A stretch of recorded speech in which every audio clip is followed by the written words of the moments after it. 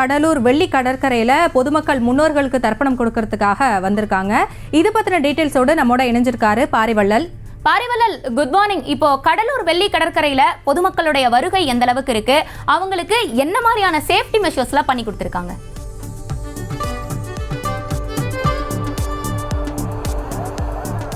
நிச்சயமாக கடலூர் வெள்ளி கடற்கரையில் பார்த்தீங்கன்னா இந்த மகாலி அமாவாசையை முன்னிட்டு கடலூர் மாவட்டம் இன்றி பல்வேறு பகுதிகளிலிருந்து ஏராளமான பொதுமக்கள் வந்து தங்களது முன்னோர்களுக்கு தர்ப்பணம் கொடுக்கக்கூடிய காட்சி தான் இப்போ நம்ம பார்க்க முடியுது.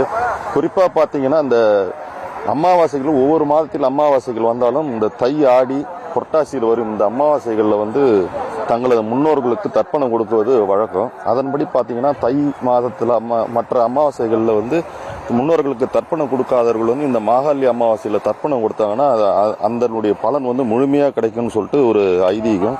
அதன்படி பார்த்தீங்கன்னா இன்றைக்கு கடலூர் வெள்ளி கடற்கரையில் ஏராளமான பொதுமக்கள் தங்கள் முன்னோர்களுக்கு தர்ப்பணம் கொடுக்குறாங்க. இதற்காக அவங்க வந்து அதிகாலையில் எழுந்து நீர்நிலைகளில் நீராடி கருப்பு உளுந்து, கருப்பு எள், வெல்லம் ஆகியவற்றை வைத்து அவர் வந்து அந்தணர்களை வைத்து மந்தளம் கூட முன்னோர்களுக்கு தர்ப்பணம் கொடுக்கக்கூடிய காட்சி தான் இப்போ நம்ம பார்த்துட்டு இருக்கோம்.